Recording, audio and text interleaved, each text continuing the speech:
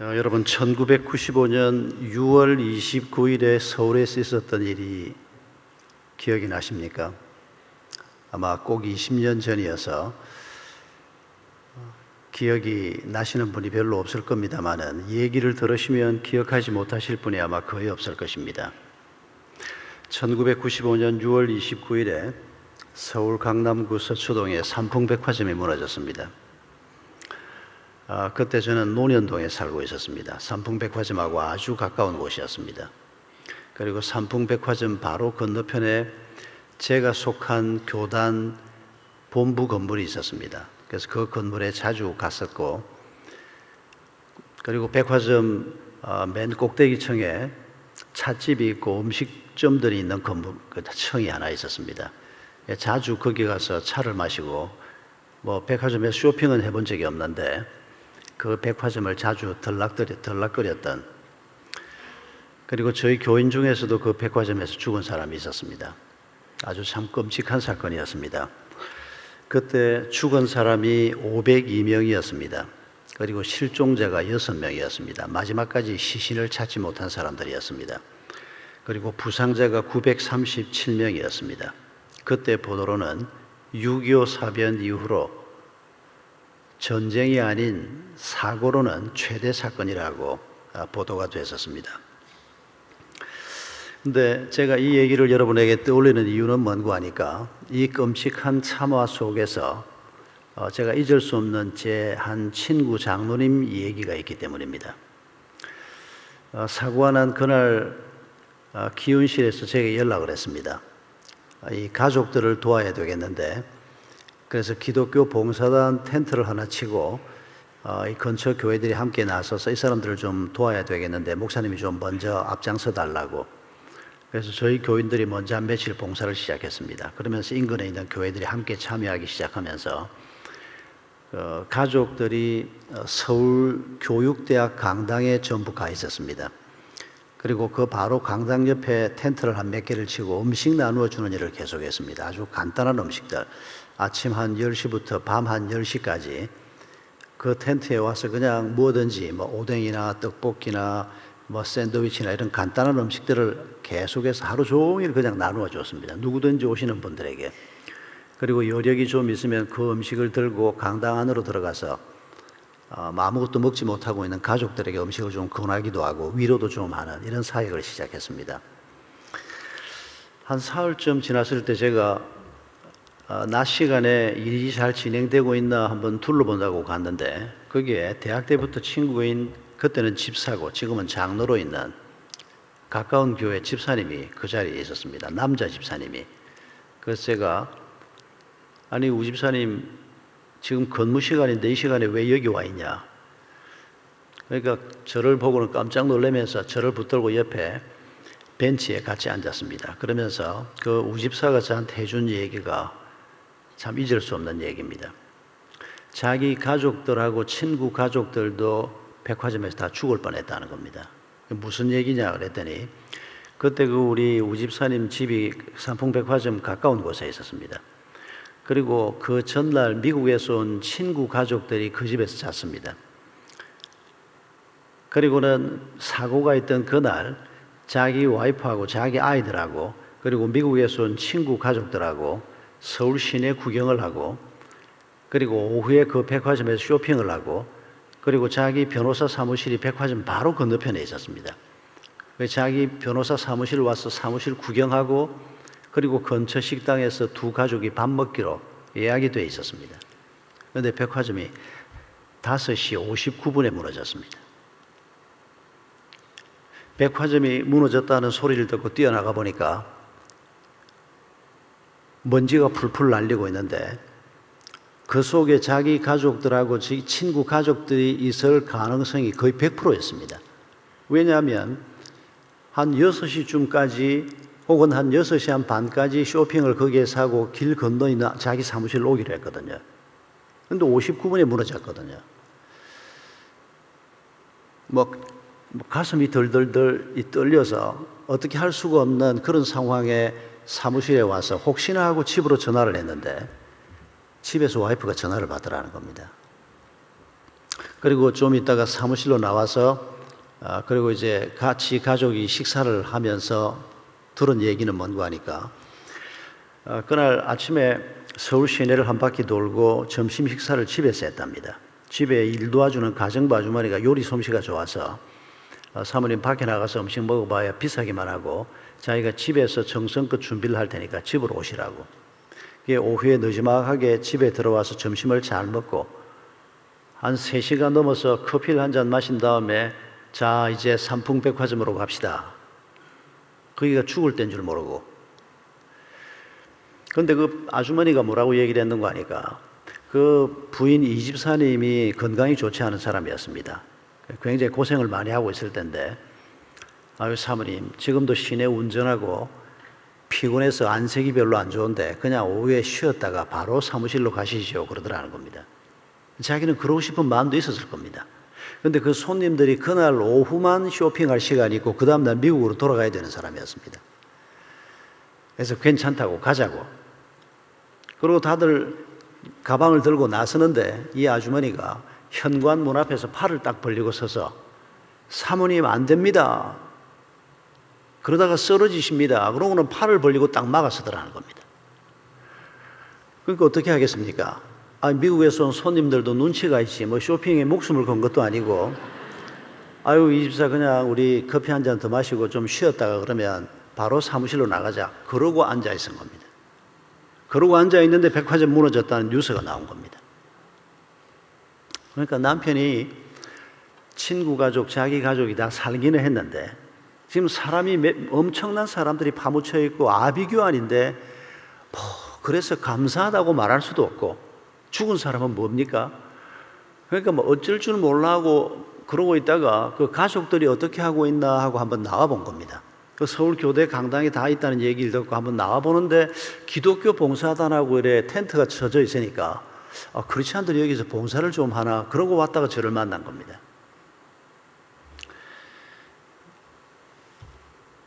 여러분 이런 일은 자주 있습니다.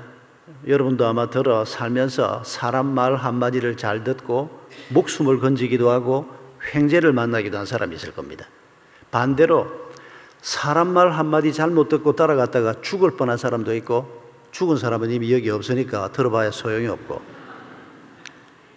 여러분 인생을 살면서 우리 귀에 들리는 말을 따라 행하느냐 행하지 않느냐 하는 것이 우리 삶에 얼마나 큰 영향을 주는가를 우리가 자주 경험하면서 삽니다. 그런데 우리가 오늘 읽은 말씀 속에 지금부터 3,500년 전에 주신 말씀입니다. 모세의 입을 통해서 출애굽 제2세대에게 하나님이 주신 말씀입니다. 그리고 오늘 우리에게 주신 말씀입니다. 너희가 내가 주는 이 말을 들으면 살 것이다. 만약 이 말을 듣지 않으면 어떻게 된다는 겁니까? 죽을 것이라는 것입니다. 여러분 사실 이 말은 하나님께서 출애굽 제2세대에게 처음 주신 말씀이 아닙니다. 일찍이 에덴 동산에서 하나님이 아담 하와에게 우리 조상 할머니 할아버지에게 뭐라고 말씀했습니까? 너희가 내 말을 들으면 살 것이다. 그러나 내 말을 듣지 않으면 정령 죽을 것이다. 그 하나님의 말씀의 내용이 무엇이었습니까? 선악과를 먹지 말라는 겁니다. 선악과를 먹는다 먹지 않는다는 문제가 결국 뭘 의미하는 겁니까? 하나님을 내 삶의 주인으로 모시고 사는 길을 택하면 살 것이고 내가 내 삶의 주인 되는 길을 택하고 살면 죽을 것이라는 것입니다. 그런데 아담 하와가 자기 스스로 주인 노릇하는 삶을 선택했습니다. 그래서 죽음이 이 땅에 왔습니다. 그러나 하나님께서 사람들을 죽음의 길로 그냥 버려두기를 원치 않았습니다. 아브라함을 하나님이 다시 선택했습니다. 아브라함의 자손들이 이스라엘 땅으로 내려와서 적어도 200만, 300만 되는 큰 민족이 됐습니다.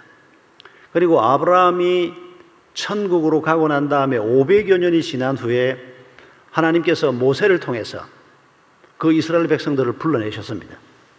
하나님께서 이스라엘 백성들을 가나안 땅으로 옮겨가기로 결정하신 것입니다. 그런데 어떤 일이 벌어졌습니까? 이스라엘 백성들이 가나안 입구까지 잘 왔습니다. 그리고 12 정탐꾼을 보내서 40일 동안 스파이 활동을 하게 해서 그 땅이 얼마나 비옥한 땅이며 그 땅을 앞으로 어떻게 정복할 것인가 하는 것에 대한 기초 자료들을 가지고 왔습니다. 그리고 12스파이들이 보고를 했습니다.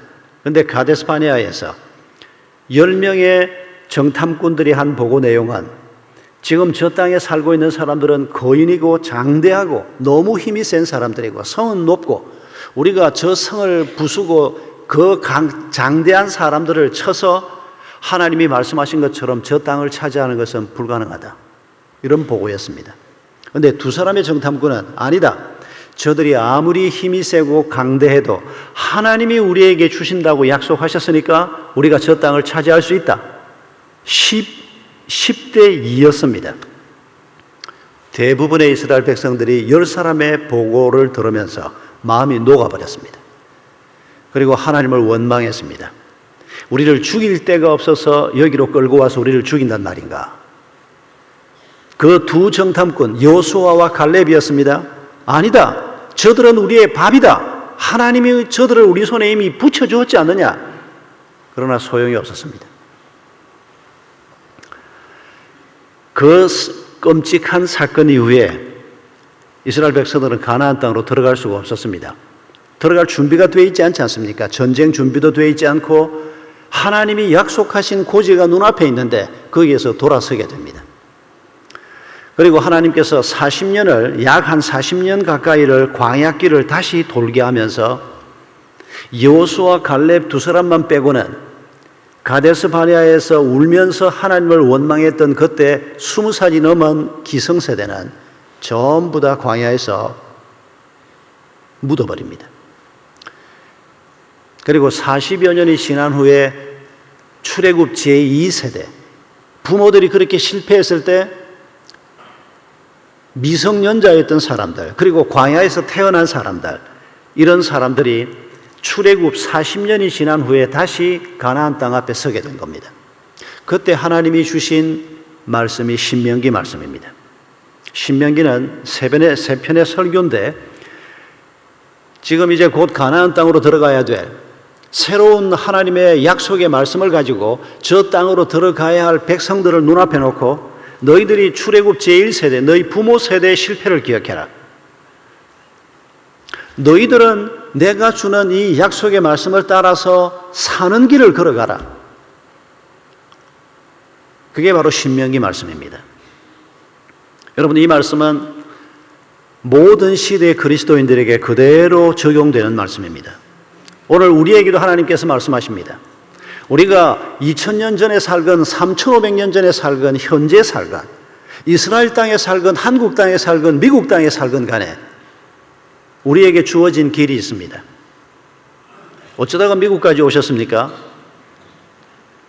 뭐 그냥 살다 보니까 등 때밀려서 여기까지 왔노라. 그렇게 말씀하시면 안 됩니다. 하나님이 당신을 여기에까지 인도하신 것입니다. 여러분 그리스도인은 그렇게 말하는 사람이 아닙니다. 어쩌다가 보니까 그냥 여기까지 왔다고. 이전에는 그렇게 말했을지 모르지만은 참새 2마리가 한 아사리온에 팔리는 것도 하나님의 허락하심이 없으면 일어나지 않는 일이라고 말씀하십니다. 그런데 하물며 우리가 여기에까지 왔는데 이게 하나님의 간섭이 없이 이루어진 일이라고 생각합니까? 내가 기도 한번 해보지 않고 미국 땅으로 올 수도 있습니다. 그때는 하나님 안 믿었을 수도 있고 또 하나님을 믿었어도 그래서 미국이 좋은 데니까 가보자 싶어서 기도 한번 하지 않고 미국에 온 사람 수도 없이 많습니다.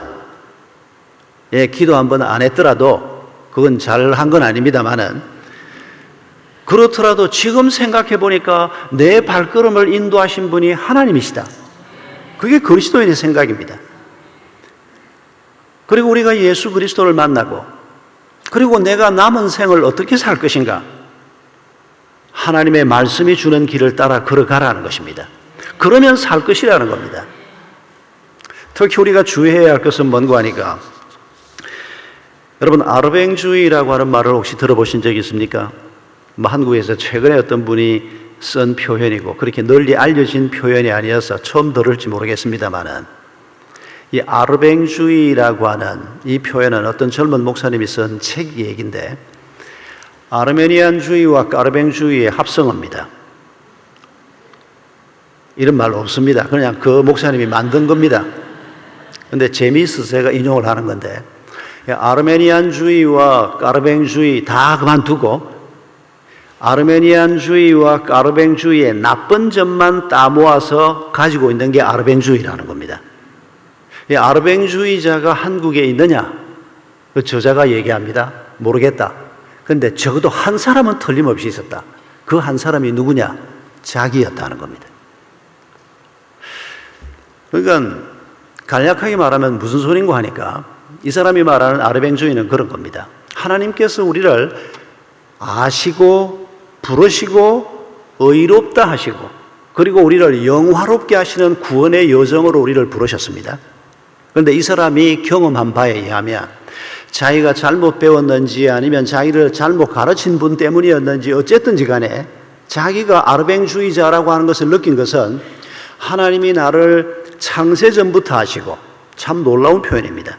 에베소서 1장 4절에 하나님이 하늘에 별과 달과 태양을 만들기도 전에 우리를 아시고 택하셨다는 말. 여러분, 이 말은 너무도 놀라운 말입니다. 내 얼굴을 아시고 내 이름을 아시고 내가 언제 어디에서 어떻게 살 것을 우리 아버지이신 그 하나님이 세상을 만들기도 전에 우리를 알고 택하셨다는 것입니다. 우리가 그런 사람들입니다, 여러분. 귀하신 몸들입니다. 누가 뭐라고 해도. 그런데 우리를 아시고 때가 돼서 우리를 부르셨습니다. 어떤 분은 하나님이 몇 번씩 불러도 꿈쩍도 안 하고 있는 사람도 있습니다. 그러다가 마침내 하나님 앞에 나와서 믿음을 갖게 되는데 그걸 성경에서 표현할 때 의롭다 하시고 믿음, 우리에게 있는 한 조각 믿음 보고 의롭다 하시고, 근데 여기에서 멈춰버리는 사람들이 아르뱅주의자라는 겁니다. 내가 이제 예수 믿고 구원받고 천국 갈 티켓 받았으니 나는 됐다. 내가 부족하고 허물 많고 아직도 죄를 다 극복하지도 못했고 말씀도 다 깨닫지도 못했고 나쁜 습관도 많고 내 삶이 부족함 투성인데도 하나님이 놀라운 은혜를 베푸셨는데 이제 내가 하나님의 백성이 된 다음에 나를 영화롭게 하시고 나를 거룩하게 하시는 이 구원의 남은 여정을 따라가야 하는데, 이 아르뱅주의라고 불리우는 사람들은 내가 이렇게 부족한데도 나에게 큰 은혜를 베푸셔서 하나님의 자녀가 되게 하셨으니 이제 됐다. 살고 싶은 대로 살다가 더 좋은 천국 가면 된다. 이런 식의 사고를 가지고 있는 번영신학이라는 말 아시지 않습니까? 세상에서 눈에 보이는 것 따라 살고 싶은, 그래서 예수를 믿는데 하나님이 다른 것 주시지 말고 뭐 괜히 뭐 사람을 거룩하게 만든다느니 뭐 고난이 축복이라니 그런 소리 하지 말고, 그래서 몸 건강하게 해주시고 뭐 먹고 살 만큼 넉넉하게 뭐 일용할 양식 정도 주시지 말고 적어도 한 1년, 2년, 10년 먹을, 아니 이왕이면 자식들, 손주들까지 먹을 것도 좀 미리 챙겨주시고 걱정 없이 이 세상에서 살다가 더 좋은 천국으로 나를 불러주시는 이런 식의 잘못된 사고방식, 잘못된 구원론, 이걸 아르뱅주의라고 이분이 표현한 겁니다. 사실 이런 반성은 그동안 한국 교회에 많이 있어 왔습니다만은 하나님이 우리를 의롭다 하시는 살 길에 들어섰습니다. 그런데 그 길에 들어섰지만은 여러분, 우리는 내가 내 입으로 예수를 믿고 시인하면 구원받았고 이 구원은 바뀌지 않는다, 변하지 않는다, 이렇게 우리가 늘 배웠는데 그 말의 반은 맞습니다. 우리가 그 구원의 자리에 머물러 있으면 구원은 우리의 것이 맞습니다. 그러나 구원을 조금 다른 관점에서 여러분 우리가 생각해 보면 우리가 하나님의 나라 백성이 되는 겁니다. 하나님의 통치의 자리로 우리가 들어가는 겁니다. 이게 구원입니다. 하나님 우리를 어떻게 통치하십니까? 말씀으로 통치하십니다. 말씀으로, 성령으로 우리를 통치하시는데 우리가 그 하나님의 통치의 자리에 들어가 있는 것이 구원입니다. 사는 것입니다. 예수 그리스도의 구속의 은혜를 입고, 그래서 하나님이 우리에게 말씀하실 때, 성령이 말씀하실 때 내 육신의 소욕을 따라 사는 것이 아니고 성령의 소욕을 따라, 성령이 주시는 생각을 따라 우리가 길을 걸어갈 때 이게 바로 구원이요, 이게 바로 생명입니다. 그런데 하나님의 통치를 내가 벗어나면 이건 죽음입니다. 얼른 제자리로 들어가야 됩니다. 하나님의 말씀을 따라 계속 가면 내가 사는 것이고 생명이 더 풍성해지고 그 생명이 더 번식하게 되고 그 생명이 더 많은 사람에게로 영향을 미치게 되는데 우리가 하나님의 말씀의 자리에서 벗어나 버리고 죄를 짓게 되고 그러면 빨리 그 자리로 들어가야 합니다. 죄를 회개하고 빨리 그 자리로 들어가지 않으면 죄를 짓는 자리에 계속 머물러 있으면 그 사람은 구원에서 벗어난 사람입니다. 여러분 에베소서에서 1장 4절에서 우리를 그렇게 놀랍게 미리부터 아셨다고 그리고 하늘에 앉게 될 사람이라고 우리를 향해서 그리스도인들을 향해서 축복을 선포해 놓으시고 4장 5장을 가서 보면 이런 사람들은 천국을 유업으로 받지 못할 것이다. 우상을 숭배하는 자, 음란한 자, 도적질하는 자 이런 자들은 하나님의 나라를 유업으로 받지 못할 것이다. 이렇게 말씀하십니다. 여러분 그게 무슨 말씀입니까? 생명의 자리에 계속해서 머물러 있어야 한다는 것입니다. 내가 예수를 믿습니다라고 하는 이 말이 한순간 예수님을 영접한 것으로 그 구원이 완성되는 것이 아니고 그건 시작일 뿐이라는 것입니다. 이제 내게 생명이 주어졌고 이제 하나님이 인도하는 길을 우리가 걸어가는 것입니다. 계속해서 그 자리에 머물러 있어야 한다는 것입니다. 마태복음 11장 28절로 30절 말씀을 보면 우리 그리스도인의 삶의 단계가 두 단계가 있는 것을 말씀하고 있습니다. 이 땅에서 두 단계입니다. 3단계가 있는데 그건 죽음 이후의 세계니까 마태복음 11장 28절에서 여러분 잘 아는 구절입니다. 수고하고 무거운 짐진 자들아 다 내게로 오라 내가 너희를 쉬게 하리라. 이게 1단계입니다. 여러분 우리가 다 무거운 짐을 짊어지고 있는 사람들입니다. 그런데 우리 주님이 십자가의 대속의 죽음을 통해서 우리의 짐을 대신 져주셨습니다. 그래서 우리가 쉬게 되는 것입니다. 이 쉼을 넣는 것이 생명의 시작이요 제1단계입니다. 그리고 29절이 2단계를 얘기합니다. 계속해서 하나님 우리를 어떤 길로 인도해 가시는고 하니까 나는 마음이 온유하고 겸손하니 너희는 나의 멍에를 메고 내게 배우라 그리하면 너희가 쉼을 얻으리니. 첫 번째 28절에서 말씀하시는 쉼은 예수님이 내 짐을 짊어주셔서 내가 얻는 쉼이 1단계입니다. 그런데 두 번째는 내가 다른 사람의 멍에를 짊어지고 얻는 쉼이 있다는 것입니다. 이게 그리스도인이 두 번째 누리게 되는 생명을 나 혼자만 누리는 것이 아니고 주님이 내 짐을 져주셔서 내가 생명을 얻고 내가 쉼을 얻고 내가 회복을 얻은 다음에 그 다음에는 내가 다른 사람의 짐을 대신 져주면서 내게 있는 생명이 다른 사람에게로 확산이 되고 이 생명이 점점 더 부유한 생명이 되어가는 이런 2단계 인생을 주님께서 우리에게 약속하고 계십니다. 출애굽 제2세대를 놓고 우리가 생각해 보면 출애굽 제2세대는 이집트에서 노예로 살고 있었습니다. 그런데 그들을 자유인으로 하나님이 신분의 변화를 주셨습니다. 그리고 광야길에서 이제는 더 이상 압제하는 자가 없습니다. 하나님의 인도하심을 따라서 기적의 만나를 먹고 기적의 물을 먹으면서 40년 동안 떨어지지 않는 옷을 입고 40년 동안 떨어지지 않는 신발을 신고 참 날마다가 기적이었습니다. 그리고 가나안 땅까지 들어가는 것이 그 시대 사람들에게 주어진 목표였습니다. 그런데 하나님을 신뢰하지 못함으로 가나안 땅으로 들어가지 못한 겁니다. 그리고 부모 세대가 실패한 것을 이제 제2세대를 통해서 하나님이 다시 이루려고 하시는 겁니다. 시대마다 하나님의 백성들이 받는 이런 과제들이 있다는 것입니다. 오늘 우리의 가나안은 우리에게 주어진 과제는 1단계 내가 우리 주님이 내 짐을 져주시는 은혜를 입고 쉼을 구원을 이미 얻었다면 이미 1단계는 이제 지나갔습니다. 그런데 1단계가 지나갔다는 말이 이제 더 이상 하나님이 내 짐을 져주시는 일이 없다는 뜻이 아니고 시작이 됐고 계속 진행될 것입니다. 끊임없이 우리에게 짐이 계속 지워지기 때문입니다. 한번 주님이 짐을 져주셨다고 해서 그걸로 완결이 되지 않기 때문입니다. 새롭게 우리가 죄를 짓기도 하고 새롭게 인생의 과제가 생기기도 하고 계속해서 주님이 우리의 짐을 져주실 것입니다. 그런데 이런 은혜를 입으면서 이제 2단계로 나아가는 겁니다. 모든 그리스도인은 2단계까지 가야 합니다. 반드시 2단계까지 가야 합니다. 그게 바로 다른 사람의 멍에를 짊어지는 것입니다. 저는 그 단계까지 가는 것을 비전의 고지라고 생각합니다.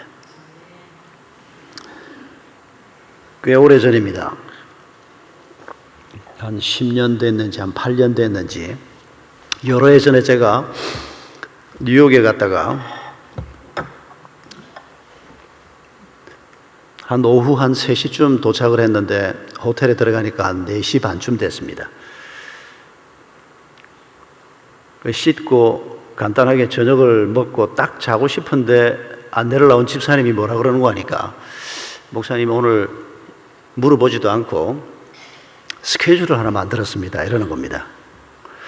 아니 이 양반이 하루 지금 목요일 날 먼저 도착을 해서 금요일부터 집회가 시작되는데 목요일 일찍 도착하는 건 하루 쉬고 이 컨디션 조절을 잘해서 그 다음 날부터 집회를 잘하기 위해서인데 물어보지도 않고 목요일 저녁 일정을 잡아놨다는 겁니다. 뭐 이런 양반이 다 있나. 어제가 약간 좀 부해가 났는데 그래도 목사가 영접 나온 집사한테 화를 낼 수는 없지 않습니까? 참 고약한 사람도 다 있다. 그 뭐 일정이 뭡니까? 그러니까 메리 포핀스 뮤지컬을 한번 보시겠습니까? 이러는 겁니다. 제가 서운했던 마음이 싹 없어졌습니다. 갑시다. 뭐 잠이야 뭐 내일 아침에도 뭐 아무 일도 없고 좀 늦게 자면 되지. 그래서 뭐 브로드웨이 어디 근처에 가니까 월남 국수집이 있는데 아주 맛있게 잘하더만요. 그걸 먹고 이제 갔는데 이 집사님이 자기는 이 메리 포핀스를 여러 번 봐서 아직 한국에서 온 지 얼마 안 된 한 청년을 붙여주면서 저하고 잘 아는 청년인데 이 사람하고 같이 이 사람도 아직 못 봐서 한 번도 뮤지컬을 못 봤기 때문에 보고 나올 시간 되면 자기가 피가 바로 오겠다는 겁니다. 그때 제가 이제 브로드웨이 뮤지컬을 처음 보러 들어간 겁니다. 인생에 처음으로 아이고 맨하탄에 왔다가 세상에 이 뮤지컬을 보게 됐구나. 그 1막을 잘 보고 이제 인터미션 시간이 됐습니다. 20분 인터미션 시간입니다 하고 아나운스먼트가 나오더라고요.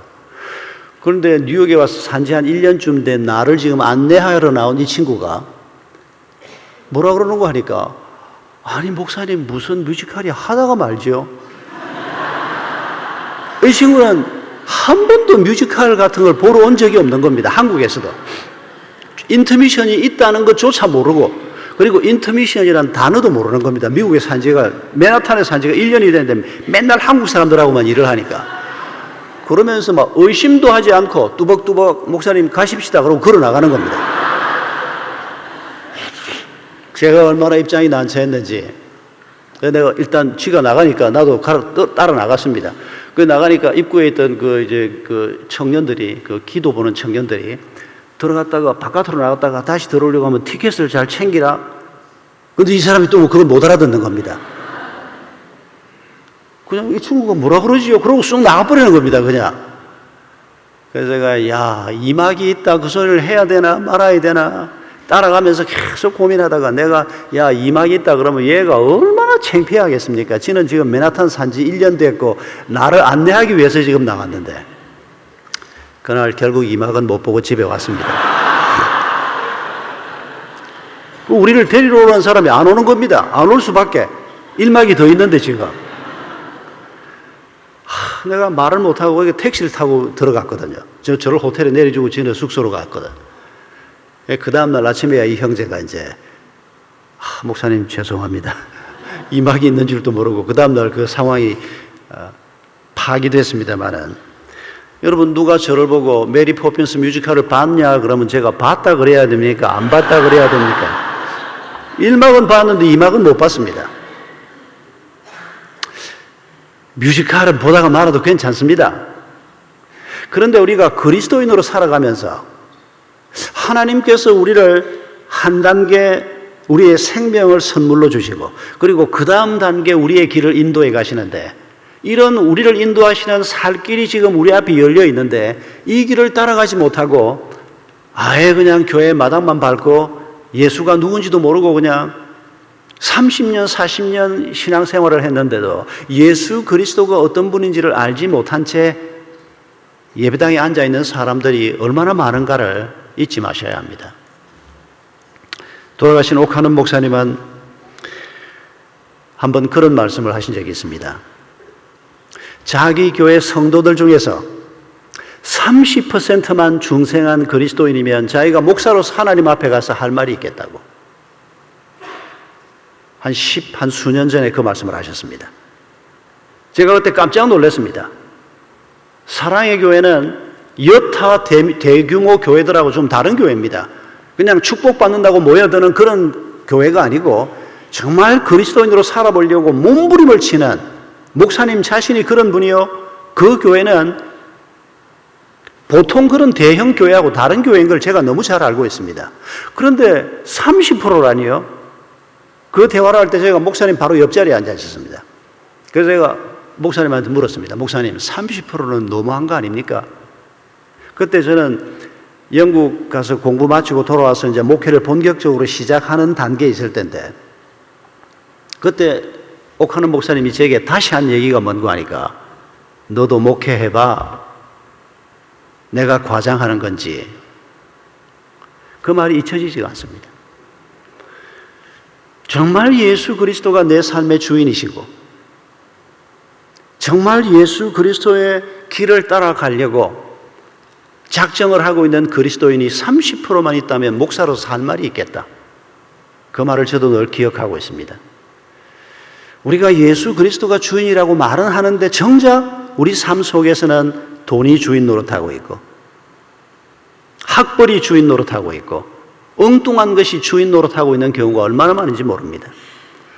여러분, 우리의 짐을 져주시는 예수 그리스도, 이분이 얼마나 놀라우신 분인가를 우리가 오늘 다시 한번 기억하기를 원합니다.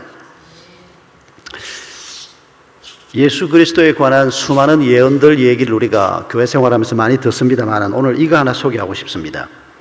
예수님에 관한 많은 예언들 중에서 가장 확실한 한 30개 정도의 예언, 이를테면 이사야 7장에서 오실 메시아가 처녀의 몸에서 태어날 것이다 라고 하는 예언이라든지, 이사야 11장에서 오실 메시아가 다윗의 후손으로 태어날 것이라, 미가 5장에서 예수 그리스도가 베들레헴에서 태어날 것이다, 이사야 9장에서 메시아의 본부가 갈릴리에 있을 것이다, 스가랴 11장에서 가롯 유다의 배반을 예언하고 있는 말씀이라든지, 시편 22편에서 예수님의 십자가 사건을 눈으로 보고 막 돌아서서 쓴 것처럼 예수님의 옷이 제비 뽑혀서 나누어질 것이라든지 하는 예언, 너무도 명확한 예언이 한 30개쯤 됩니다. 이 30개의 예언이 수백 년이 지난 후에 한 사람에게 이루어질 수 있는 확률이 얼마나 되느냐. 어떤 분이 연구해서 쓴 글을 보면 10분의 100성분의 1이라 그랬습니다. 10의 2성, 3성, 4성 기억나시죠? 그게 100성이라는 겁니다. 10을 100번 곱한 겁니다. 10의 100성분의 1이라. 이래가지고는 이게 무슨 숫자인지 우리가 감이 잘 오질 않습니다. 수학을 전공한 분들이나 조금 감이 올까. 그런데 친절하게 이분이 또 설명을 더 해놓았습니다. 여러분, 지구가 얼마나 큰지 짐작이 되시죠? 캘리포니아만 해도 엄청 큰 땅이고, 미국 땅만 해도 엄청 크고, 미국 땅, 중국 땅, 캐나다 땅, 소련 땅 다 합해서 말입니다. 지구 위에 바다, 육지 할 것 없이 지구 표면에 사람을 세우는데 등이 붙을 정도로, 어깨가 딱딱 붙을 정도로 지구 표면에 사람을 빽빽하게 세우는 겁니다. 그러면 지구에 몇 명쯤 세울 수 있을까요? 계산하지 마십시오. 머리 아픕니다. 그런데 지구 표면에 빽빽하게 사람을 세워서 지구 하나만 가지고는 안 되고 이렇게 1800개를 빽빽하게 사람을 세워놓고 그 중에 하나를 딱 집어내는 이 확률이 10의 100성분의 1이라는 겁니다. 이게 도대체 무슨 말도 안 되는 소리인지.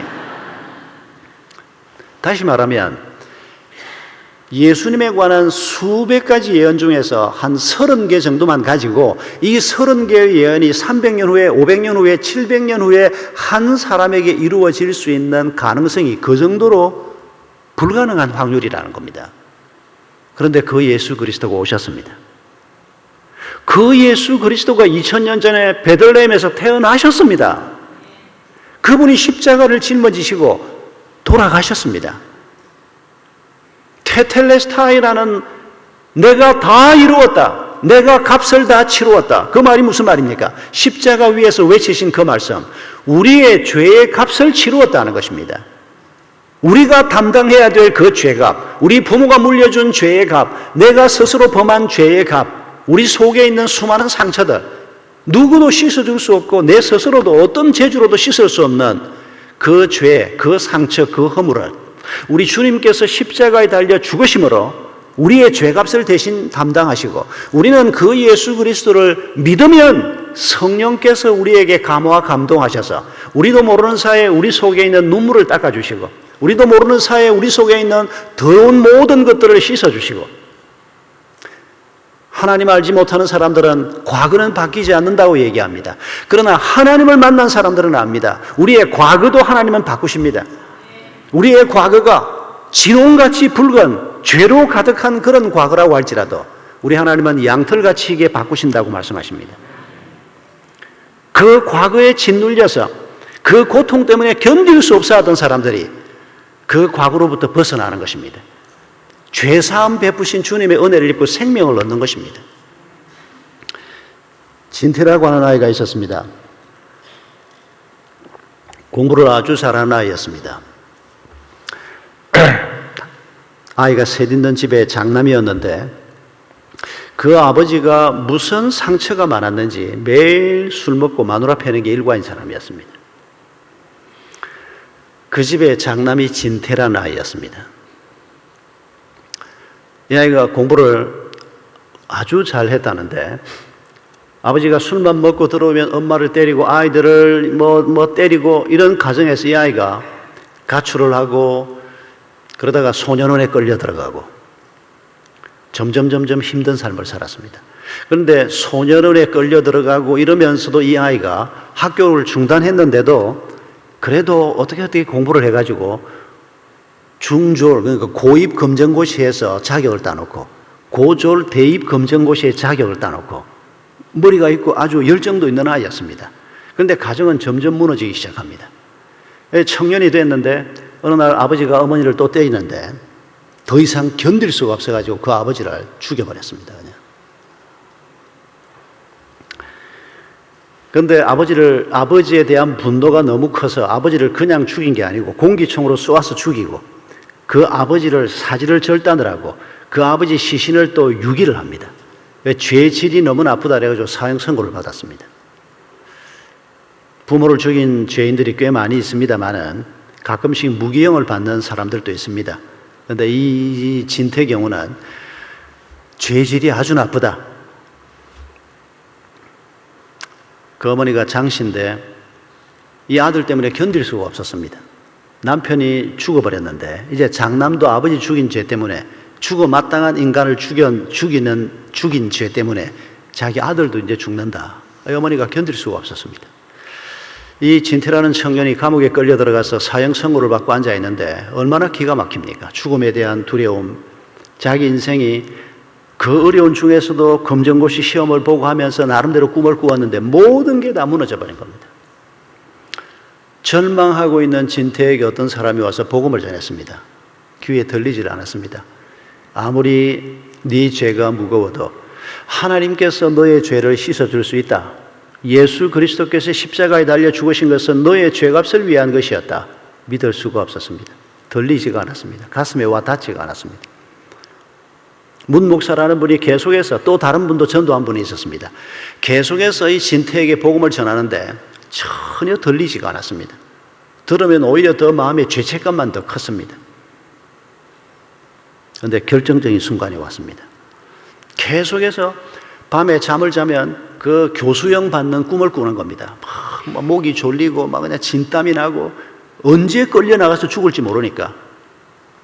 그런데 그날도 밤에 잠을 자는데 또 같은 꿈을 꾸는 겁니다.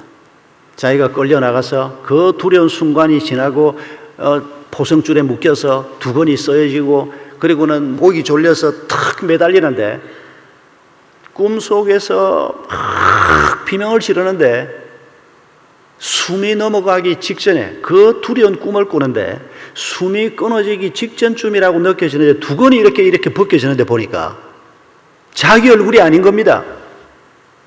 분명히 자기가 매달렸는데 두건이 벗겨지는데 보니까 예수님이구나 싶은 분 얼굴이 딱 보였다는 겁니다. 꿈에서 깨어나서 이 진태라는 형제가 자기에게 전해진 복음의 의미가 뭔가를 깨닫게 됐습니다. 그날 밤에 이 진태가 울면서 예수 그리스도를 영접했습니다. 날 위해서 예수님이 죽었다는 말이 이게 빈말이 아니고 내가 지금 곧 교수형을 당할 텐데 그게 바로 예수님이 날 위해서 죽으시는 그런 죽음일 수 있구나. 그날 밤에 이 진태가 예수 그리스도를 영접합니다. 그리고는 죽음의 공포에서 해방이 됩니다. 참 놀라운 일입니다. 예수님을 믿는 그 보잘것없는 믿음 한 조각이 마음속에 들어오니까 이 믿음이 마치 누룩 한 조각이 들어와서 서말 밀가루를 다 부풀게 하는 것처럼 이 조그만한 믿음이 들어오니까 그렇게 두렵던 죽음에 대한 공포가 없어지기 시작합니다. 그리고 마음에 평안이 오기 시작합니다. 그리고 지난날 자기를 고통스럽게 만들었던 그 모든 것들에 대해서 하나님이 마음에 조금씩 상처를 회복시켜 주시고 평안을 주기 시작합니다. 마음에 평안이 생기니까 고통스러워하는 주변 감방의 다른 동료들에게 위로를 전할 수가 있습니다. 예수님이 있어. 놀라운 일이 벌어진 겁니다. 얼마 전 그 기사가 날짜가 정확하게 언제 써진 기사인지 모르겠는데 인터넷 검색을 해서 제가 본 기사에서 지금 이 진태 씨가 그리고 나서 감방에서 계속 다른 사람을 격려하고 위로하는 일을 하면서 그리고 그 어머니와 바깥에 있던 분들이 노력을 해서 법무부 장관으로부터 무기형 감형을 받았습니다. 그리고 지금 현재까지 감방에서 복음을 전해서 예수를 영접하게 한 사람의 숫자가 300명이 넘는다고 합니다. 그리고 자기에게 복음을 전해준 문 목사라는 분에게 진태가 이렇게 얘기를 했습니다. 목사님 생각해 보니까 이 감방에서 누가 복음을 전하겠냐? 내가 참 형편없는 인생길을 걸어왔는데 이 부족한 나를 예수님이 만나주시고 여기 이 안에 살게 해주시고 이 안에서 만나는 사람마다 내가 이 복음을 전할 수 있도록 나를 사용해 주셔서 자기는 그저 감사할 뿐이라. 아직 그 사람 살아있습니다. 이제 나이 37인가 밖에 안 된 젊은 청년입니다. 지금도 감방에서 매일 복음을 전하고 있습니다. 이 진태 씨가 있는 감방에는 석 달마다 식구를 전부 바꾼답니다. 같이 오래 있으면 재미없다고 서로 이 범죄들을 정보 나누고 한다고. 그러니까 한 석 달 동안 같이 있는 일행들에게 복음 전해서 예수 믿게 해놓으면 싹 나가고 새 식구들이 또 딱 들어오는 겁니다. 이 사람은 할렐루야라는 겁니다, 그냥. 감옥이 그를 붙들어 매지 못하고 있습니다. 아버지를 죽인 그 죄가 그를 붙들어 매지 못하고 있습니다. 그는 살 길이 없는 사람이었습니다. 그러나 예수 그리스도를 믿으면서 새로운 생명을 얻는 길을 발견했고 그리고 거기에서 멈추는 것이 아니고 두 번째 단계로 나아가는 것입니다. 여러분, 우리가 예수 그리스도를 믿는 이 복음의 능력을 우리 속에 갖게 되면 저절로 이 능력이 나타나게 돼 있습니다. 여러분, 우리가 살면서 경험하는 일들이 뭡니까? 저희 교회 어떤 목자가 이런 얘기를 했습니다. 한 성도가 분명히 토요일 날 오후에 전화 통화를 했을 때도 별일이 없었고 내일 교회에서 만납시다, 그럽시다 그러고 끊었는데 주일날 교회를 안 온 겁니다. 그래서 이 사람이 그 사이에 무슨 일이 있었나 하고 예배 끝나고 안 보여서 식당에서 만나기로 했는데 안 보여서 전화를 했더니 별일 없다는 겁니다. 근데 왜 오늘 교회 안 왔냐 그러니까 뭐라고 얘기를 하는 거 아니까 월요일 오후 늦게 파마를 하러 갔는데 파마가 잘 못 나와서 기분이 나빠서 교회 안 왔다는 겁니다. 그렇습니다. 우리는 파마만 잘 안 빠져도 기분이 나빠서 교회도 안 하고 사람 만나러도 안 나가는, 얼마든지 그럴 수 있습니다. 특히 초신자인 경우에 어떻게 그런 일이 없겠습니까? 얼마 전에 꽤 오래전입니다. 샘물교회 있을 때니까 아침에 한 8시 한 반쯤인데 제가 아직 교회 사무실에 안 나가고 집에 있는데 우리 집 전화벨이 울렸습니다. 이제 저는 9시까지 교회를 나갈 거라서 차 한 잔 마시고 신문을 좀 펼쳐놓고 집사람하고 둘이 앉아 있을 텐데 아침 일찍 그렇게 오는 전화가 잘 없지 않습니까? 근데 그때만 해도 어머님도 살아계시고 장인 장모님도 살아계시고 시골에 어른들이 계시니까 밤 늦은 시간이나 이른 아침에 전화가 오면 항상 긴장하게 됩니다. 집사람이 집 전화를 딱 들었는데 김 집사 그러고 전화를 받더라고요. 그 전화기를 들고 안방으로 들어가서 한참 통화를 하고 나오면서 하는 말이 아직 목사님이 안 나가고 있으니까 지금은 간단하게 뭐 끝내자. 그러고 전화를 끊었습니다. 사실은 한 30분 가까이 통화를 했는데 아침 일찍 전화 온 게 궁금하지 않습니까? 그래서 제가 무슨 통화인데? 그러니까 별거 아니라고. 별거 아닌데 왜 아침 일찍 전화를 그렇게 했대? 이런 내용이었습니다. 저희가 살고 있는 그 아파트에 그 미장원이 하나 있는데 그 미장원을 그분도 다니고 제 아내도 다녔는데 자기가 살고 있는 한진 아파트 쪽에 미장원이 새로 하나 생겼는데 그 미장원이 파마값이 더 싸고 파마를 더 잘한다는 겁니다. 그러니까 이 집사가 이 중요한 소식을 전하기 위해서 주변 그 근처에 사는 여러 사람한테 전화를 했는데 제 아내한테 몇 번 전화를 했는데 전화를 잘 안 받더라는 겁니다. 진동으로 해놓고 가방 안에 넣어놓으니까. 그러니까 오늘은 꼭 이 귀한 소식을 들려주자. 그러고는 아침에 나가기 전에 8시 반쯤 전화하면 집에 틀림없이 있으니까. 우리 다 그러고 살지 않습니까? 미장원의 파마값이 싸다는데 그 정도 소식만 돼도 우리가 어떻게 친구들한테 옆에 사람한테 우리가 소식을 안 전하겠습니까? 근데 예수 그리스도가 우리에게 누굽니까? 미장원, 파마값 싼 미장원만도 안 되는 게 예수 그리스도입니까? 그래서 5년이 지나고 10년이 지나도 내 가까운 친구나 내 이웃들에게 예수 얘기가 내 입 밖에서 한번 나와 본 적이 없습니까? 당신은 그리스도인이 아닙니다. 화근할 수 있습니다. 교회를 아무리 오래 다녀도 예수 그리스도가 내 가슴을 뜨겁게 하고 내 삶을 변화시키고 저 고통받고 있는 저 사람에게 예수 그리스도가 소개되기만 하면 저 가정에 새로운 생명이 시작될 수 있다. 그래서 그 예수 그리스도가 내 입에서 나오지 않으면 그리스도인은 아닙니다. 어떻게 그럴 수가 있습니까? 여러분, 우리 자신을 속이지 마십시다. 그냥 교양 쌓듯이 교회를 다니면서 예수 이름을 부르면서 그걸 예수 믿는다고 생각하시면 그건 큰 착각입니다. 예수를 믿는 것은 살 길을 걸어가는 것입니다. 예수를 믿지 않는 것은 죽음의 길을 걸어가는 것입니다. 그런데 죽음의 길을 가고 있는 내 가족들, 내 형제들을 뻔히 보면서 그게 안타깝지가 않다? 그건 예수가 아니란 얘기 아닙니까? 여러분, 우리가 받은 예수 그리스도의 생명이 바로 이런 생명입니다. 이게 바로 1단계입니다. 주님이 내 짐을 져주시고 우리가 죽는 날까지 우리의 짐을 져주실 것입니다. 그리고 이제 모두 다 2단계로 나가야 하는 겁니다. 우리 주님이 부족한 우리에게 네가 나의 멍에를 매다오. 그래서 나를 통해서 우리가 하나님의 아이콘이니까 나를 통해서 하나님의 영광이 나타나고 나를 통해서 하나님의 생명이 더 많은 사람에게 확산되는 이 일을 우리가 반드시 해야 하는 겁니다. 여기에서 면제받는 사람은 아무도 없습니다. 이 구원은 1단계, 2단계가 합쳐진 것이라고 생각합니다. 1단계가 예수 그리스도를 믿고 휴식을 얻고 쉼을 얻는 이 첫 단계를 얻고 바로 천국으로 가면 그건 그 다음 단계를 살아볼 기회가 없으니까 할 수 없습니다만은 이 땅에 남아있는데 이 2단계를 모르고 있다. 저는 그런 사람을 구원받은 사람이라고 생각하지 않겠습니다. 구원은 이 둘이 함께 붙어서 가는 겁니다. 고지를 점령해야 하는 겁니다. 섬기는 자가 되어야 하는 것입니다. 나는 나이가 너무 많다. 당신이 그럴까 봐 하나님이 모세를 80에 불렀는지 모르겠습니다. 나는 몸이 너무 약하다. 그럴까 봐서 우리 예수님이 해병대 출신 같은 장대한 이런 남자로 온 게 아니고 골골하는 남자로 왔습니다. 여러분, 이사야 55장을 보면 오실 메시아를 예언하면서 병을 자주 앓았고 라고 표현하고 있습니다. 실제로 예수님이 33년을 사시면서 육체적인 상태가 어떤 상태였는지 짐작만 할 수 있는 귀절이 몇 개 나옵니다. 뭐 배를 타고 가시는데 막 광풍이 부는 배 속에서 잠을 자고 계셨습니다.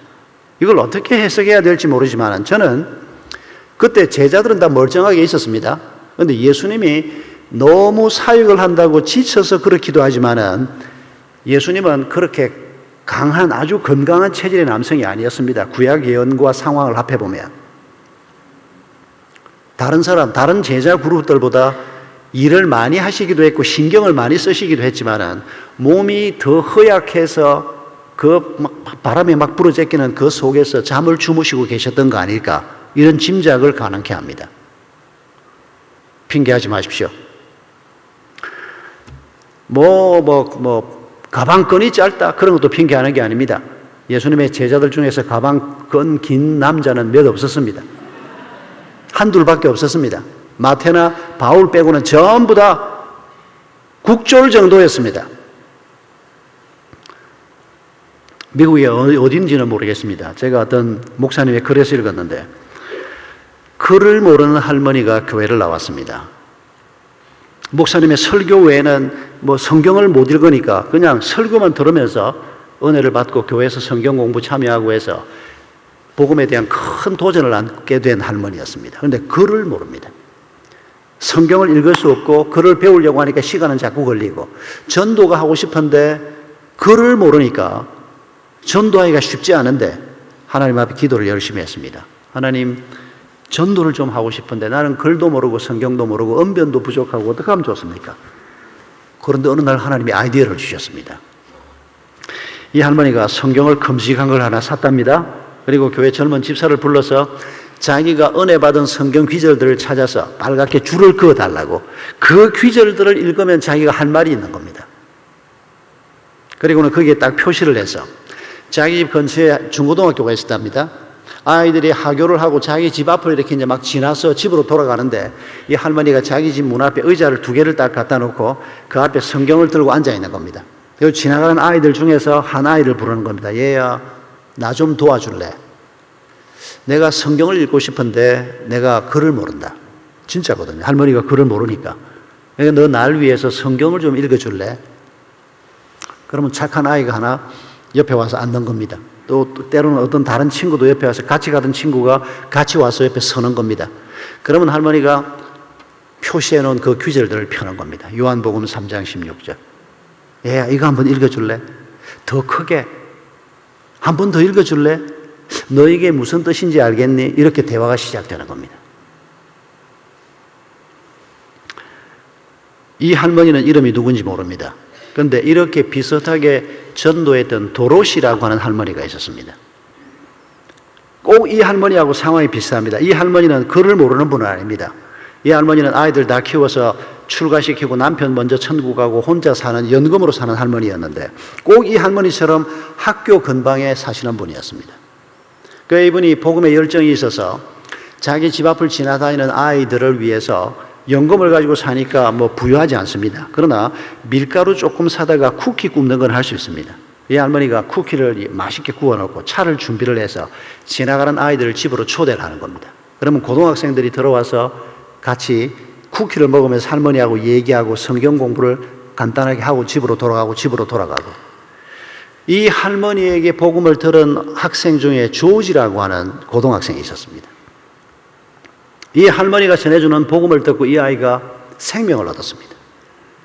그리고 이 아이가 빌리그레암 전도 집회 때 가서 선교사로 헌신하겠다고 결심을 했습니다. 그리고 결혼을 해서 신부를 태우고 트럭을 하나 빌려가지고 뒤에다가 기독교 서적을 싣고 멕시코로 내려갔습니다. 신혼여행을 신부하고 둘이서 비전 트립 가듯이 멕시코로 내려갔습니다. 이 조지라고 하는 분이 누군가 하니까 OM이라고 하는 Operation Mobilization이라고 하는 OM 선교회를 시작한 조지 버라고 하는 분입니다. 지금 전 세계 수만 명의 선교사를 내보내놓고 있습니다. 조지 버가 아직도 미국 분이신데 지금 영국에 살고 계시고 지금 현재는 OM 대표는 아닙니다. 국제 대표가 지금 벌써 3대, 4대째 지금 다른 분으로 바뀌고 있는데 이번 11월에 한국에 오기로 했습니다. OM 코리아가 20주년을 맞습니다. 그래서 조지 보 대표였던 우리 목사님이 직접 와서 한국에서 다시 한번 전도 집회를 하고 저희 교회도 한번 방문하기로 약속을 해놓았는데, OM 모임이 있는 곳마다 가면 이 도로시 할머니의 사진과 일화가 소개가 되어 있습니다. 이분이 조지 보어를 전도한 할머니라고. 그 할머니는 조지 보어가 얼마나 큰 일을 하는지 모르고 천국 가셨습니다. 진작 천국 가셨습니다. 그런데 이 조지 보어가 자기 와이프하고 둘이서 20몇 살 때 멕시코로 내려갔던 그 전도 여행을 시작으로 OM 운동이 시작이 되면서 지금 한 60년 지나는 동안에 엄청난 선교단체로 발전이 된 겁니다. 아유, 나 같은 걸 뭐 하나님이 그렇게 쓰시겠나. 뭐 도로시 같이 쓰시고, 뭐 조지 보어처럼 여러분, 우리가 어제 우리 부른 찬송 중에 그런 게 있었는데, 하나님이 나를 엄청나게 쓰시는 그런 꿈 없어도 괜찮습니다. 쓰셔도 좋고 안 쓰셔도 좋고. 우리는 내게 베푸신 놀라운 하나님의 은혜 때문에 이제 그 하나님이 이제 2단계로 이 살 길이 다른 사람에게도 이루어져야 하는 것을 우리에게 명령하시기 때문에 결과는 하나님에게 맡기는 겁니다. 그냥 우리가 내가 서 있는 자리에서, 가정에서, 일터에서, 우리 셀 안에서 내가 섬길 수 있는 대로 섬기는 것입니다. 결과는 하나님께 맡기는 겁니다.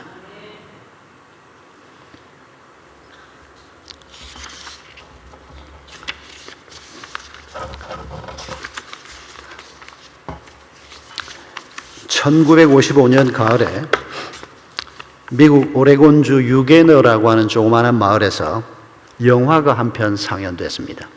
동네 사람들, 농사 짓는 사람들입니다. 아마 우리 한국의 마을 회관 같은 거 같은데 사람들에게 공짜 영화 있다고, 공짜로 영화를 보여준다 오라. 그래서 그 인근에 사는 농부들이 모여서 영화를 봤습니다. 그 영화 속에 뭐가 소개가 되어 있었는가 하니까 6.25 사변 직후의 한국 얘기가 거기에 들어있었습니다.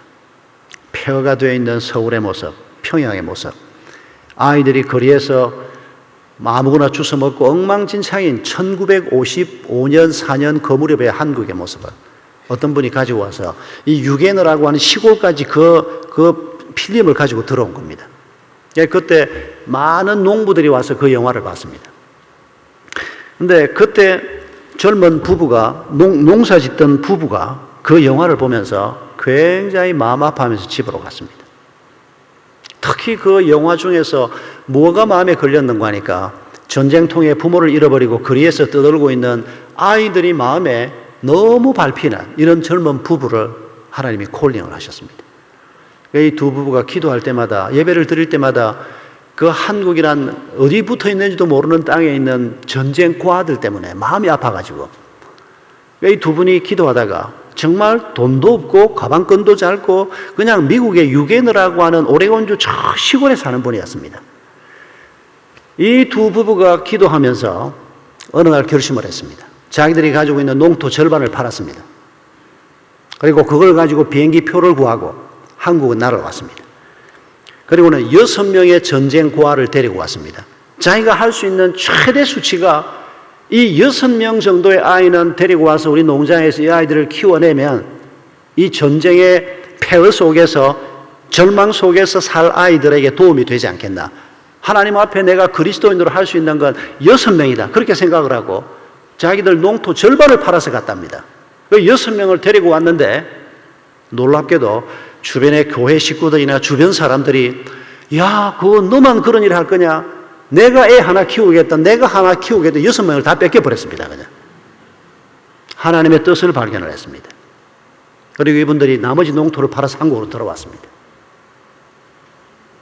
그리고 한국에 들어와서 전쟁 고아들을 미국으로 입양시키기 시작했습니다. 이 부부가 바로 홀트입니다. 지금도 홀트 복지회가 한국에 있습니다.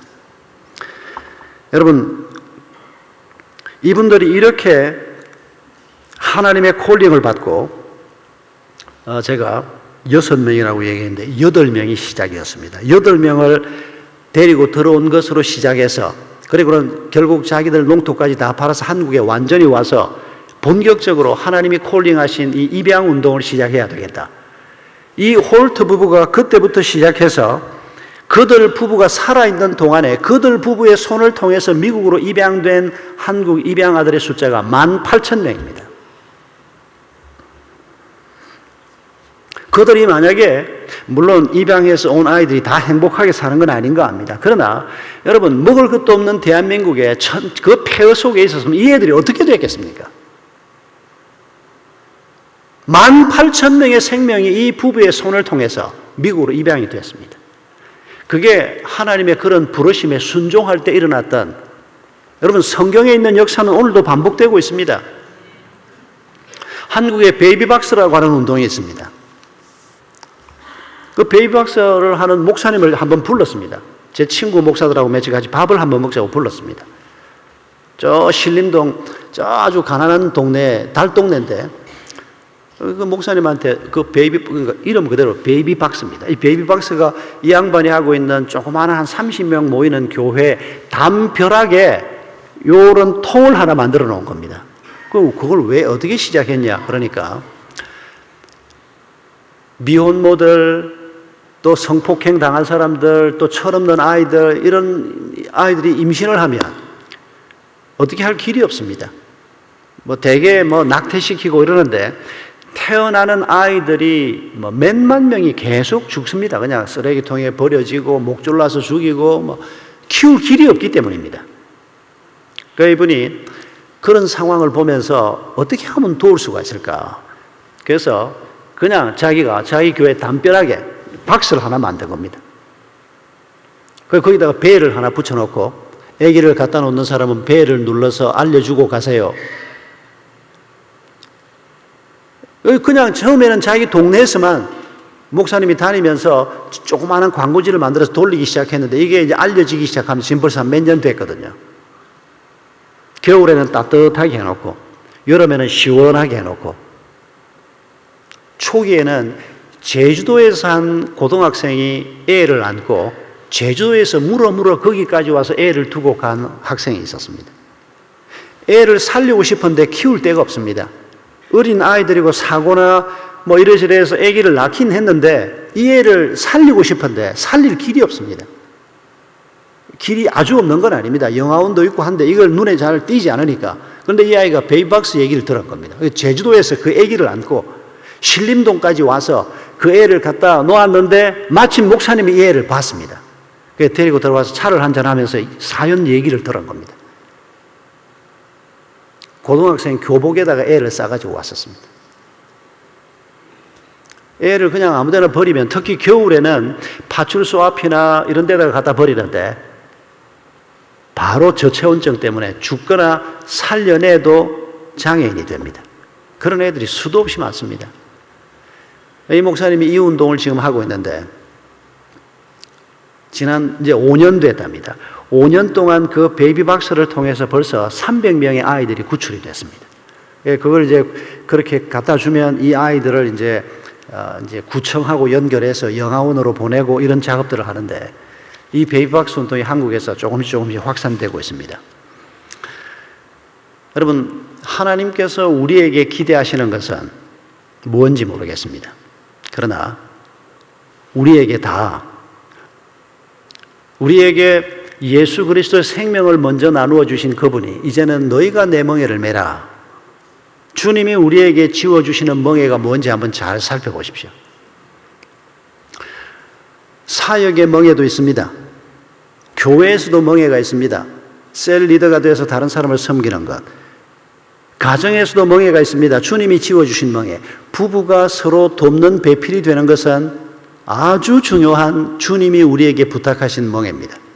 부부가 서로를 섬기고 돕는 자가 되어야 합니다. 모든 부모는 자식을 섬기고 돕는 일꾼이 되어줘야 합니다. 직장에서 우리가 하는 일도 돈만 잘 벌리면 할 수 있는 게 아닙니다. 우리가 하는 일을 통해서 세상을 섬기도록, 세상에 하나님의 생명운동이 좀 더 확산되도록 하나님께서 우리에게 맡기신 게 우리의 직업이지, 돈만 많이 벌리면 된다, 내가 선교원금 많이 하고 11조 많이 하겠다, 조심하셔야 합니다. 돈 있으면 할 수 있고 돈 없으면 못한다. 아주 조심하셔야 합니다. 기독교의 교인인지 돈교의 교인인지 정신 바짝 차리고 살피지 않으면 어느샌가 우리가 하나님을 믿는다고 하면서도 하나님도 믿고 만몬도 믿는 이런 엉터리 신자, 혼합주의자가 될 가능성이 굉장히 많습니다. 그래서 우리를 잘 점검해야 합니다. 어떤 상황이 벌어졌을 때 돈 있으면 할 수 있고 돈 없으면 못한다고 생각하는 사람은 돈교의 교인일 가능성이 99.9%입니다. 돈을 그렇게 중요하게 생각하는 사람이면 그게 돈교의 교인이지 뭐겠습니까? 학벌 좋으면 뭐든지 할 수 있고 학벌 나쁘면 못한다. 우리가 이런 식으로 인식하고 있다면 그 사람은 대학교의 교인입니다. 하나님의 필적할 만한 건 어떤 것도 없습니다. 하나님과 만몬을 함께 섬기지 못한다. 하나님과 학벌을 함께 섬기지 못한다. 하나님과 세상의 어떤 교양도 함께 섬기지 못한다. 오직 하나님이 주시는 생명을 우리가 갖는 것입니다. 그리고 이 생명이 더 많은 사람들에게 확산되는 일을 위해서 주님이 오늘도 우리를 쓰기를 원하시는 것입니다. 우리는 하나님 나를 사용해 주십시오. 어디에 어떻게 쓰시든지 간에 나를 사용해 주십시오. 그러면 하나님이 우리를 놀랍게 쓰실 것입니다. 크고 작은 일을 위해서 가장 적절한 자리에서 하나님이 우리를 쓰실 것입니다. 여러분, 주님이 우리 앞에 펼쳐놓은 이 길을 바라보면서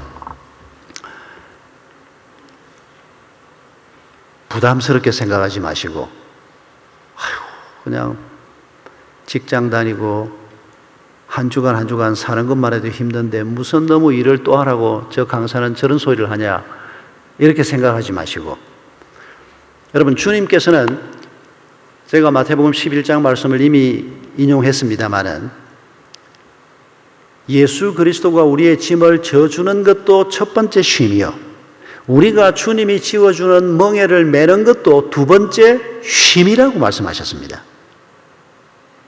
이게 막 그냥 짐을 짊어지고 막 아둥바둥하면서 억지로 걸어가는 그런 길이 아닙니다. 주님이 지워주신 멍에를 메고 길을 걸어가면 놀라운 기쁨이 있고 이전에 경험하지 못한 엄청난 축복이 있는 것을 기대하면서 이 길을 걸어가시자는 것입니다. 그래서 마태복음 11장 30절에서는 이렇게 말합니다.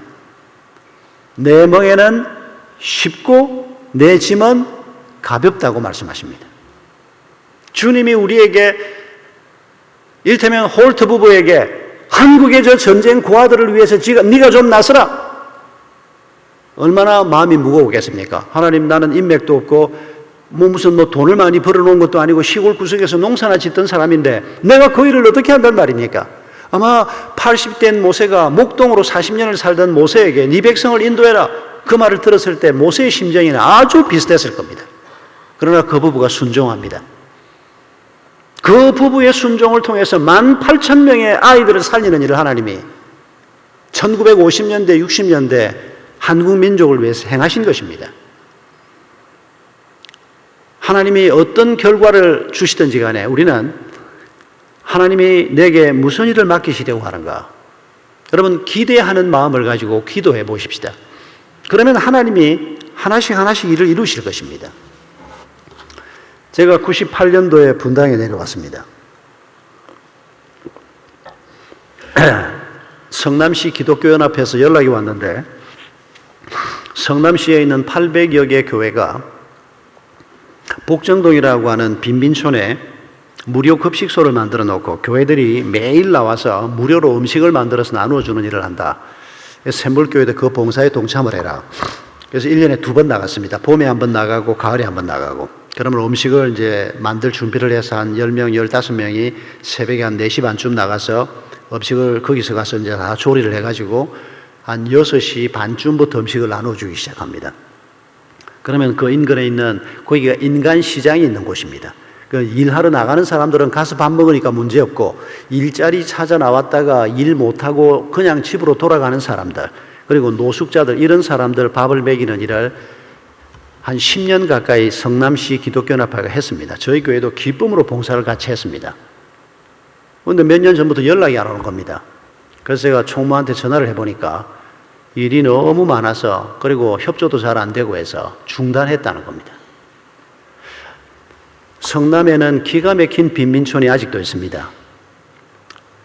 기억하시는 분들이 있을 겁니다만 1960년대 박정희 정권 시절에 청계촌 판자촌을 철거하면서 하수도도 없고 상수도도 없고 아무것도 없는, 그때는 거기를 광주 대단지라고 불렀습니다. 거기다가 사람들을 갖다 부어버렸습니다. 아무것도 없는 들판에 갖다 부었습니다. 거기다가 텐트 치고 성남이라는 도시가 시작이 됐습니다. 그때는 성남이 아니었죠. 광주 외곽이었습니다. 한이 맺힌 사람들이 거기에 살고 있었습니다. 도시 외곽에서 어떻게든지 살아보려고 하는 사람들을 강제로 끌고 내려와서 거기다 갖다 박아버린 것입니다. 형편없는, 대한민국에서 아마 빈민촌 중에서 가장 극악한 빈민촌 중에 하나가 옛날 성남이고, 지금도 그 잔재가 그대로 남아 있습니다. 기가 막힌 사람들이 많습니다. 그런데 거기에 분당이 있습니다. 분당은 아주 살만한 사람들이 모여 사는 그런 새로운 도시 아닙니까? 제가 거기에 내려갔는데, 근데 그 옛날 동네에 들어가서 봉사하던 걸 중단을 해버리고, 기도를 할 때마다 그게 자꾸 마음에 걸렸습니다. 아니, 800개나 되는 교회가, 분당만 해도 몇백 개의 교회가 있고, 먹고 살만한 사람들이 이렇게 많은데, 아침 한 끼 밥을 못 먹는 사람들에게 밥 한 끼 나눠주는 것도 우리가 못해? 너무너무 마음에 걸려서 기도를 하는데, 하나님께서 제 마음에, 야, 그렇게 마음 아프면 네가 한번 해보지, 이런 생각을 설며시 들어오게 하시는 겁니다. 그래서 제가, 아유 하나님, 제가 하겠다는 건 아니고요. 아니, 그 밥 먹이는 걸 뭐 교회가 뭐 좀 몇천 명 모인다고 그걸 혼자서 하는 게 쉽습니까? 매일 밥을 먹여야 되는데, 아유 하나님, 제가 하겠다는 건 아니고요. 그리고 기도만 하려고 앉으면 계속 그게 마음에 걸리는 겁니다. 그래서 내가 안 되겠다, 하나님이 이렇게 마음을 자꾸 주는 걸 보니까 어떻게 하든지 일단 기도는 해야 되겠다. 그래서 기도를 시작했습니다. 하나님, 지금 중단된 복정동의 저 무료 급식소가 예수 이름으로 다시 시작될 수 있도록 하나님 길을 열어주십시오. 기도하기 시작했습니다. 그러면서 이렇게 기도를 조금 더 발전시켰습니다. 돈 있으면 할 수 있고 돈 없으면 못한다, 그건 틀린 생각인 걸 알기 때문에, 이게 하나님이 주신 생각이 맞다면 사람을 먼저 붙여주십시오.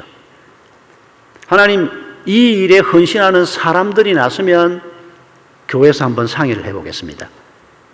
그렇게 기도를 했습니다. 그리고 그 기도 제목을 나누기 시작했습니다. 우리 교역자 목장에서 나누고 신방 가서 나누고 계속해서 한 몇 개월 동안 나누기 시작했습니다. 세 가정이 나섰습니다. 분당에서 식당에서 돈 번 우리 장집사, 분당에서 식당에서 꽤 돈을 벌었습니다. 이 형제가 이 비전을 듣고 저한테 직접 듣지도 않았습니다. 그 형제는 우리 교육자들을 통해서 전달을 받았습니다. 자기 마음에, 내가 이 음식 팔아서 돈 벌었는데 음식 나누어 주는 일을 위해서 내가 헌신해야 되지 않을까. 사실은 그때 그 친구가 인생에 회의가 있었습니다. 그래서 인생을 새롭게 살아야 되겠다, 그런 기도를 하고 있던 중에 이 말이 딱 들린 겁니다. 지금 현재는 우리 그 장 집사가 그동안에 장로가 되고 지금은 공동체에 내려가 있습니다.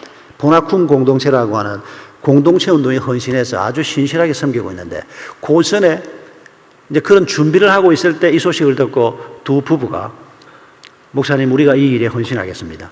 세 가정이 나섰습니다. 그리고 이분들이 저한테 이렇게 얘기했습니다. 세 가정이 찾아와서, 이 사람들이 다 공동체에 헌신하기로 했던 사람들이었는데, 그 중에 한 가정만 그렇게 나가고 한 가정은 선교사로 나갔는데, 우리 세 가정이 어떤 일이 있더라도 일주일에 2번 밥 짓는 건 책임지겠습니다. 그래서 좋다, 당신들이 그 정도 하나님 앞에 헌신하기로 하면 한번 시작해보자. 일주일에 2끼 밥 주는 일을 이제 준비를 하기 시작했습니다. 그리고 교회 돈이 없었습니다. 그때 우리 샘물교회가 건축을 마치고 한 120억 정도의 빚이 있었습니다. 교회 돈은 한 푼도 쓸 수가 없었습니다.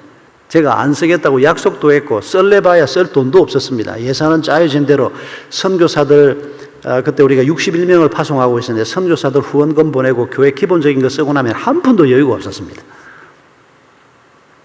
제가 기도하는 중에 계시받은 사람처럼 설교할 때 이렇게 발표를 했습니다. 미리 인원하면 잘 안 될 것 같아서 제가 이런 설명을 간단하게 하고, 우리는 살만한 사람들 아니냐, 밥 못 먹는 사람이 없지 않느냐. 그런데 저 동네는 지금 그렇지가 않은데 우리가 한 달에 5%만 아껴 쓰자. 생활비 100만 원인 사람 5% 아껴 쓰고 5% 헌금하자. 200만 원인 사람 10만 원 아껴 쓰고 5% 헌금하자. 이 5% 헌금은 교회 재정에서 전적으로 구제헌금으로 쓰고 복정동에서 이 일을 하는 데 시작을 쓰자.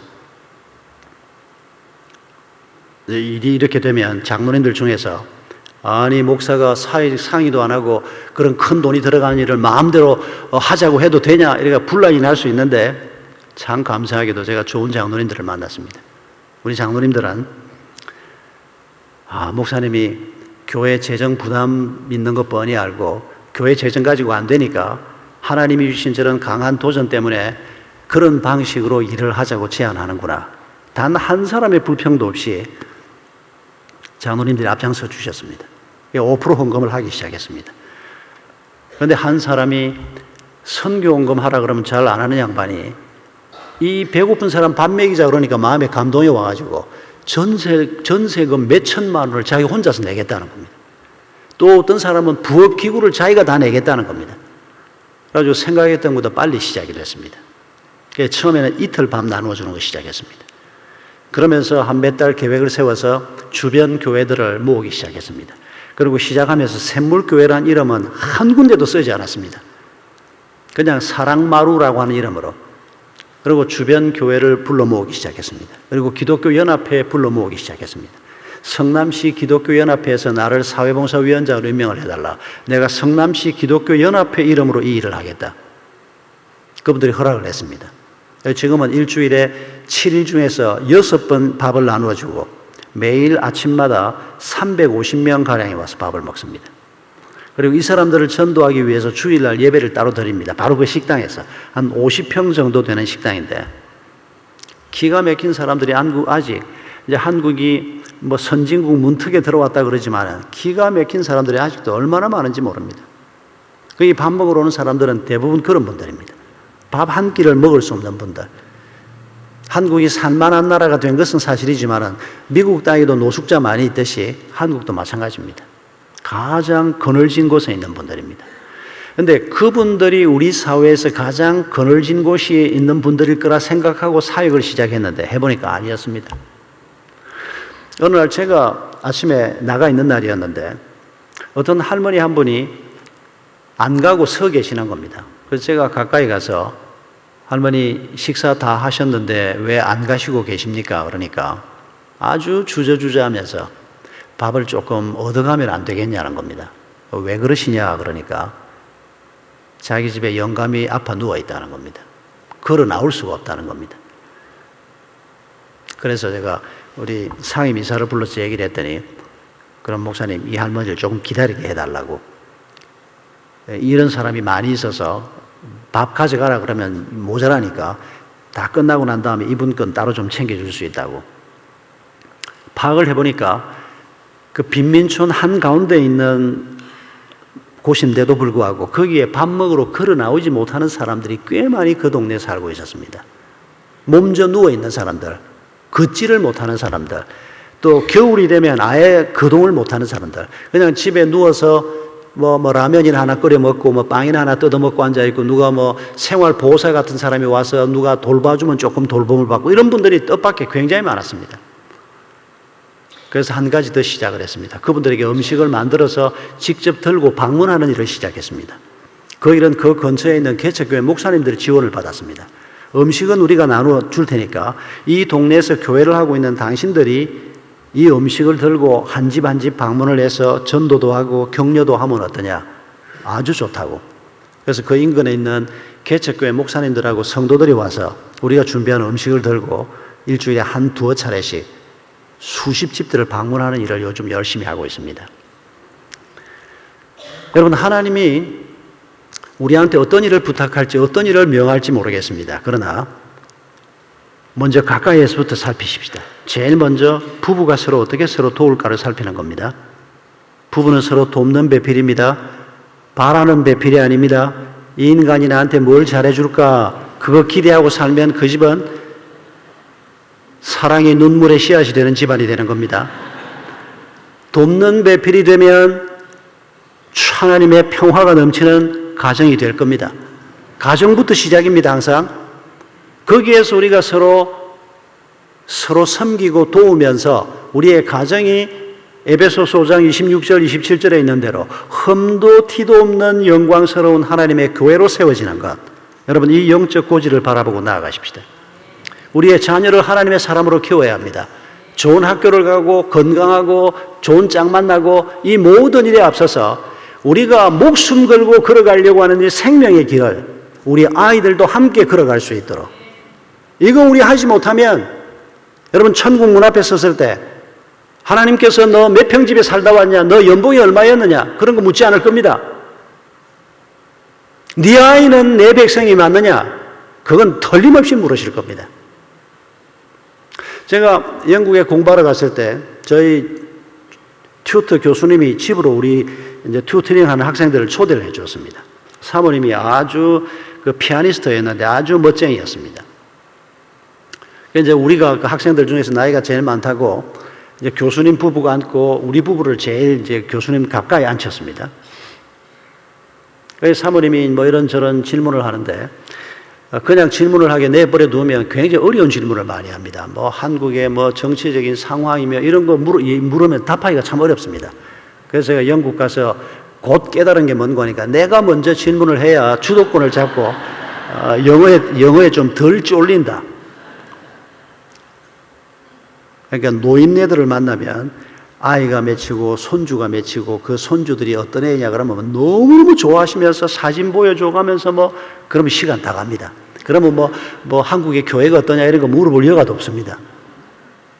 그런데 제가 우리 사모님이 그날 했던 얘기를 잊을 수가 없습니다. 손주가 몇이냐 물었더니 이렇게 얘기하시는 겁니다.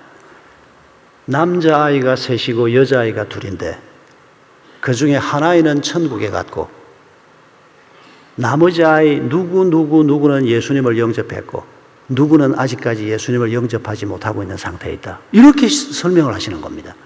아무리 목사님 사모님이고 교수님 사모님이지만은 아니 세상에 자기 손주에 대해서 묻는데 그 마음속에 손주에 대한 생각이 얼마나 그 영혼 구원에 대한 열정이 가득했으면 그런 말이 그냥 자연스럽게 나오겠습니까? 참 잊을 수 없는 학교에서 배운 것보다 더 많은 걸 그 사모님한테 배웠습니다. 여러분 우리의 자녀들을 놓고 우리의 다음 세대 그 다음 세대를 놓고 미국 땅에서 편안하게 미국 사회 속에서 서름받지 않고 떵떵거리고 잘 사는 그런 아이가 되기를 꿈꿀 것이 아니고 하나님의 사람으로서 미국 덕을 보는 게 아니고 미국을 위해서 세계를 위해서 예수 그리스도의 복음 가지고 주님이 맡겨주신 일을 하면서 더군다나 우리 아이들은 영어병 넘어선 아이들 아닙니까? 뭐 영어병 넘어선 게 대단한 건 아닙니다만은 그래도 대단한 것 다음 것 주면 된단 말입니다. 이게 이 영어벽을 넘어서고 나면 이게 할 수 있는 일이 너무 많기 때문입니다. 영국에서 저를 보고 제가 영국에서 석사기간하고 왔는데 영국 더람이라고 하는 대학 신학대학원에서 저를 스피커로 초청을 했습니다. 설교 세미나, 영국 목사들을 위한 설교 세미나를 하는데 거기 대학원 과정에 있는 학생들이 한국 목사들 강해 설교를 하는 목사 중에 한 사람을 강사로 초청하고 싶다. 너희들이 좀 추천을 해봐라. 제가 추천이 됐다는 겁니다. 그 학교에서 저를 강사로 와달라고 일주일 동안 세미나에. 그래서 제가 뭐라고 이제 답을 보내던 거니까 내가 갈 수 있다. 그런데 내가 영어로 설교하고 강의하는 것까지는 하는데 내가 영어로 질의응답하고 내가 영어로 컨버세이션 하는 것은 테이블 토크 정도밖에 못한다. 그게 항상 문제더라고요. 가보면 뭐 듣는 것도 막 대충 뭐 그냥 이래 어림잡아서 이래 좀 들을 수도 있는데 또 날 보고 말하라 그러면 딱 원고 준비해서 말하면 그래도 또박또박 얘기하면 되는데 그래서 영국 교회들 가서 설교도 들어 했는데 이거 이제 강의를 하고 난 다음에 뭐 질문이 쏟아져 나오면 이제 통역이 필요하다 그 얘기를 했는데 학교에서 아주 난처해 하는 겁니다. 제가 영어를 잘하는 사람으로 생각을 했던 겁니다. 제가 잘렸다는 거 아닙니까? 영어벽이 그런 거더라고요. 그래서 제가 영어를 뭐 가서 그냥 한 2년 있으면서 석사 안 하고 와놓으니까 이게 영어가 그냥 넘어서질 못한 겁니다. 그럼 와서 영어 안 쓰죠? 그때는 영어를 곧잘 했는데 영어를 제가 뭐 한국말 한 밤쯤이라도 하면 가서 그 사람들하고 영국 목사들하고 같이 교제도 하고 좀 한국 사람들이 그래도 설교도 좀 열심히 하고 있다는 걸 좀 보여줄 수 있었을 텐데 여러분 우리 아이들이 지금 미국 땅에서 영어를 이렇게 하면서 자란다. 중국 땅에서 중국어를 하는 우리 한국 핏줄을 가지고 있는 아이들이 지금 한국 백성이 200만이 살고 있지 않습니까? 안타깝게도 그 사람들이 한국이 조국이라고 잘 생각하지 못하는 이런 문제가 좀 있긴 합니다만은 여러분, 하나님께서 우리와 우리 민족을 향한 또 이 시대의 그리스도인들을 향한 하나님의 기대가 있습니다. 나 같은 게 하나님의 그런 기대에 무슨 상관이 있으려나? 여러분, 그렇게 생각하는 것은 옳지 않습니다. 하나님은 우리를 천하보다 귀히 여기시는 분입니다. 하나님은 미국 땅을 다 주어도 내가 내 아들, 내 딸 너하고 바꾸지 않겠다. 나를 놓고 그렇게 말씀하시는 분이십니다.